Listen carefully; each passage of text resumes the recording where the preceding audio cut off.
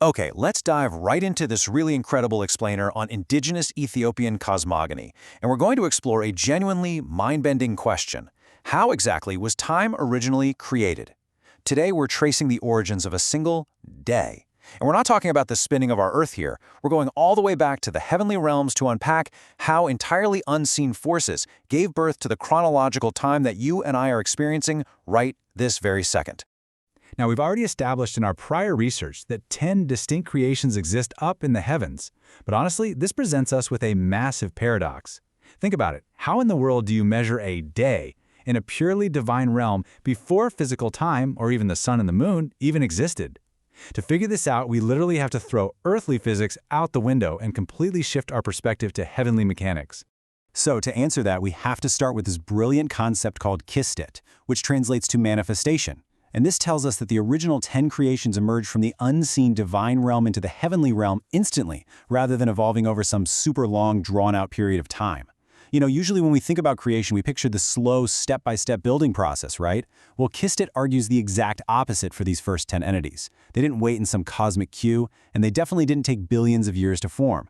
They went from an absolute, unseen divine spark to existing in the heavenly realm in a total flash. But if they appeared instantly, where exactly does time come into the picture? This is where we have to mentally separate the arrival itself from what happens after the arrival. On one side, we've got Kistet, the manifestation, and on the other side, we have Tiyent, which basically translates to action. To put this into perspective, think of Kistet like a person walking into, actually, scratch that, inexplicably and instantly manifesting inside your living room out of thin air. They're just suddenly there. But whatever they do next, walking across the room, sitting down on the couch, looking out the window, that is the Tiyent. That's the action. Heavenly time wasn't created by those subsequent actions. The secret to the very first measurement of time is actually hidden deep inside that initial instantaneous flash of manifestation. Now, even within this instant manifestation, there was a really precise cosmic order. It wasn't just chaotic magic. First came the Suran, which are the hidden creations. This was followed immediately by the Heawan, the living creations, and finally the Gazufan, the physical or visible creations. So even in a flash, there is this strict hierarchy of manifestation. We go from the absolute most mysterious and hidden, stepping down into the living essence, and finally crystallizing into something physical. But here's the catch. Just having this sequence isn't quite enough to create a day. Something else entirely had to happen to these three levels of creation. And that brings us to the absolutely crucial point in the creation of time. It happens next during a process called Wuadet, which means cosmic unification. When these distinct manifested entities, the hidden, the living, and the physical, arrived, they didn't just stay in their separate corners of the heavenly realm. They interacted. They merged together to become a single unified whole. This right here, this is the moment everything changed. The independent creations came together into one completely harmonized cosmic entity. And it's precisely this process, this literal merging of distinct states of being into a single unified whole, that finally gives us our cosmic clock. The source material actually defines this so beautifully, stating, the span from the beginning of their manifestation to its completion, that is what we call one day. I mean, time was literally born in this exact window. The span from their initial appearance, that kissed of the hidden, the living, and the physical, to their ultimate wuhadet, or unification, became the very first measure of one day in the heavenly realm. It had absolutely nothing to do with the sun setting. It was entirely about a cosmic process completing its cycle, from the very first spark of manifestation to the final merging into a unified whole. That specific duration was captured, measured, and forever defined as the original template for what a day actually is. Now you might be wondering, what does some ancient cosmic unification have to do with me checking my watch or staring at the clock during a really long meeting? Well, according to this philosophy, it means absolutely everything, because the heavenly creation of time didn't just stay quarantined in the heavens. It became the literal, exact blueprint for our physical reality.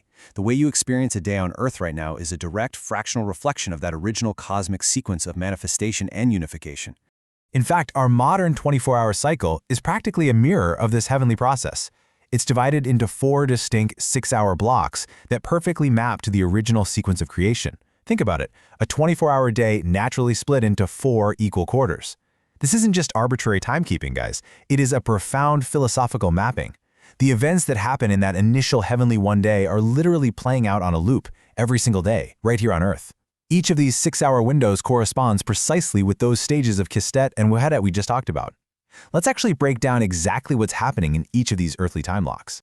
Get this, this ancient cycle doesn't even kick off with your morning coffee. It begins at night. From 6 p.m. to midnight, we have the time of the Seiwaran, the hidden.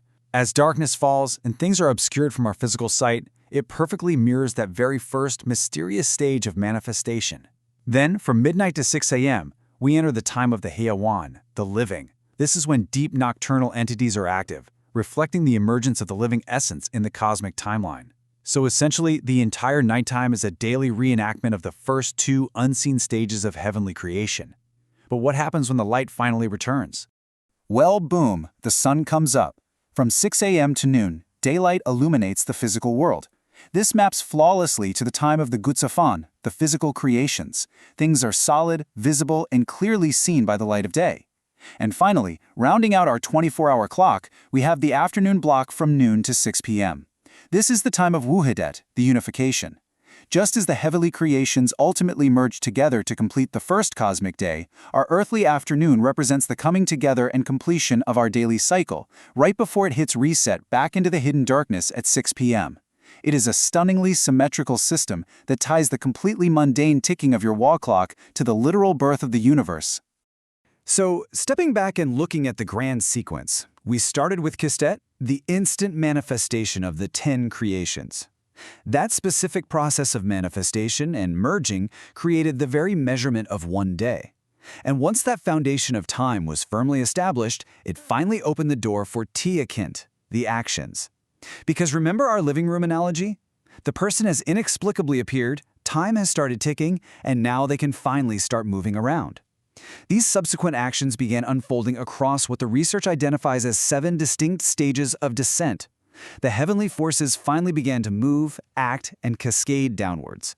Which leaves us with a massive, profound cliffhanger for our next explainer. We now know exactly how time was created and how our 24-hour clock mirrors the heavens. But if time was just the setup, if it was just the stage being built, what was the actual play? How exactly did those subsequent tikions, those 7 stages of heavenly actions, descend through the cosmos to construct the very physical earthly realm we live, breathe, and walk around in today? That is a truly epic journey from the divine straight to the dirt under our feet, and I absolutely cannot wait to break down those 7 stages with you next time. Until then, keep looking at the clock a little differently, and we will see you soon.